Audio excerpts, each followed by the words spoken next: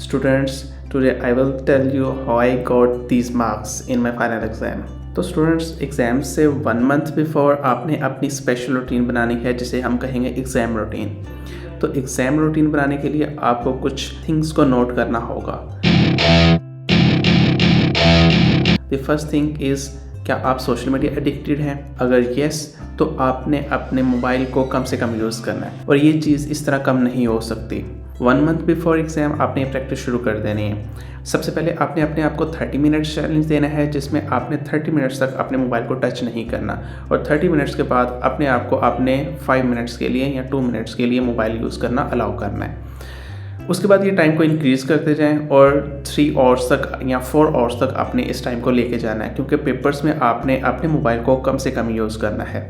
Second thing, अपने जितने भी सोशल मीडिया अकाउंट्स के नोटिफिकेशन है उनको आपने साइलेंट मोड पे कर देना है और जस्ट कॉल को आपने रिंग मोड पे रखना है, जिसकी वजह से जो हमारी जो हैबिट है जिसमें हम कोई भी नोटिफिकेशन आने की वजह से मोबाइल को चेक करते हैं वो ख़त्म होने में हेल्प मिलेगी। ना हमें पता चलेगा कि कोई नोटिफिकेशन मोबाइल पर आया है, ना ही हम मोबाइल को बार बार चेक करेंगे। जैसे कि लास्ट मेरा जो एग्ज़ाम हुआ था उसमें मैंने अपने मोबाइल के इंटरनेट को ऑफ़ रखा था, यानी कि मोबाइल का इंटरनेट ही ऑफ था, तो सोशल मीडिया से कोई भी नोटिफिकेशन नहीं आता था।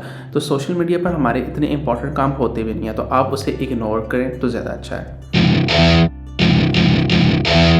मोस्ट ऑफ द स्टूडेंट्स की हैबिट होती है कि वो बैकग्राउंड म्यूज़िक यूज़ करते हैं जब वो स्टडी कर रहे होते हैं। इस हैबिट को आपने पेपर्स से पहले ख़त्म करना है। एग्ज़ाम डेज़ में ये हैबिट आपको बहुत ज़्यादा नुकसान दे सकती है, क्योंकि एग्ज़ाम डेज़ में आपका एक एक मिनट इंपॉर्टेंट है। आप सॉन्ग सेलेक्ट करने में या सॉन्ग चेंज करने में जितना टाइम आप इन्वेस्ट करेंगे वो आपका टाइम ज़ाया हो जाएगा, क्योंकि एग्ज़ाम डेज़ में हमारी सिचुएशन बर्नआउट की होती है। बहुत ज़्यादा काम, बहुत ज़्यादा स्टडी करने की वजह से हमें कोई चीज़ जल्दी पसंद नहीं आ रही होती, तो हम सॉन्ग सिलेक्शन में बहुत ज़्यादा टाइम इन्वेस्ट करेंगे, जिसकी वजह से हमारा बहुत ज़्यादा टाइम ज़ाया होगा। तो मैं आपको ये मशवरा दूंगा कि एग्ज़ाम से पहले आपने ये हैबिट ख़त्म लाजमी करनी है, बैकग्राउंड म्यूज़िक वाली। थर्ड मिस्टेक जो मोस्टली स्टूडेंट्स करते हैं वो एनर्जी ड्रिंक्स हैं। एग्ज़ाम करीब आते ही हम ज़्यादा पढ़ना शुरू कर देते हैं और हम ज़्यादा देर जागने के लिए एनर्जी ड्रिंक का यूज़ करते हैं, लेकिन ये आपके लिए बहुत ज़्यादा नुकसानदेह साबित हो सकती है। अगर आप एनर्जी ड्रिंक यूज़ करेंगे और आपको रात भर जाग कर तैयारी करेंगे और आप सोएंगे नहीं, तो नेक्स्ट डे या नेक्स्ट टाइम आपको उतनी ज़्यादा नींद आएगी। तो आपको हो सकता है कि इसी तरह पेपर में नींद आए या फिर उस टाइम नींद आए जब आपका जागना बहुत ज़्यादा ज़रूरी हो। तो इस वजह से एनर्जी ड्रिंक का यूज़ ना करें, जैसे कि कॉफ़ी या रेड बुल, अगर आप रूटीनली यूज़ नहीं करते। तो अगर आप रूटीनली यूज़ नहीं करते तो इसको एग्ज़ाम डेज़ में बिल्कुल भी यूज़ नहीं करना। नंबर 4, आपने एग्ज़ाम पेपर से पहले प्री बोर्ड पेपर अटैम्प्ट करने हैं, यानी कि आपके एग्ज़ाम पेपर से पहले आपने उसी तरह के पेपर्स को same method, same writing, same times में अटैम्प्ट करना सीखना है। इसकी जितनी ज़्यादा प्रैक्टिस करेंगे उतना ज़्यादा पेपर अटैम्प्ट करने में आपको प्रॉब्लम्स कम होंगी।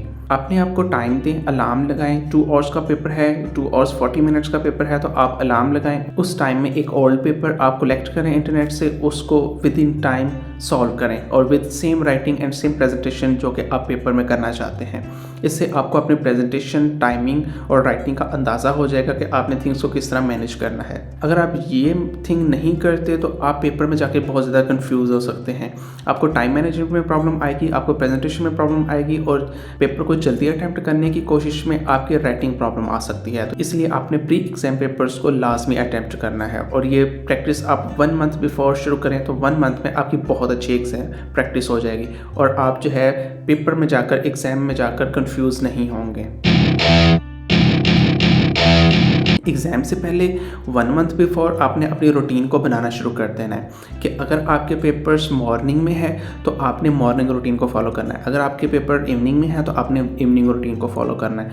फॉर एग्ज़ाम्पल, अगर आपके पेपर मॉर्निंग में है तो आपको प्रॉपर रेस्ट करनी है नाइट में मिनिमम 6 आवर्स की स्लीप करेंगे तो आपकी बॉडी को इनफ रेस्ट मिलेगी और वो प्रॉपरली वर्क कर सकेगी मॉर्निंग एग्जाम पेपर में। अगर आपका पेपर इवनिंग में है तो कोशिश करें कि पेपर से 2 आवर्स पहले आप 1 आवर या 2 आवर की रेस्ट ले लें। इस तरह आप पेपर अटैम्प्ट करते हुए लेजीनेस का शिकार नहीं होंगे और आपकी बॉडी में लेजीनेस नहीं होगी, तो आप एक्टिव होंगे तो ज़्यादा अच्छे से और एनर्जेटिकली पेपर को अटैम्प्ट कर सकेंगे। Students, this is the exam days routine. इसके बाद इंशाल्लाह इसके नेक्स्ट पार्ट में मैं आप लोगों को बताऊंगा कि मैं डेली रूटीन में किस तरह वर्क करता रहा हूँ, जिसकी वजह से मेरे कंसेप्चुअल और अंडरस्टैंडिंग स्किल्स इंक्रीज़ हुई और मैं इतने हाई मार्क्स लेने के लिए कामयाब हो सका। स्टूडेंट, जाने से पहले हमारे चैनल को सब्सक्राइब और बेल आइकन को प्रेस लाजमी करते जाएं ताकि आने वाली इंपॉर्टेंट वीडियोस आप लोगों तक पहुंच सके। अपना बहुत सारा ख्याल रखिएगा। खुदा हाफिज़।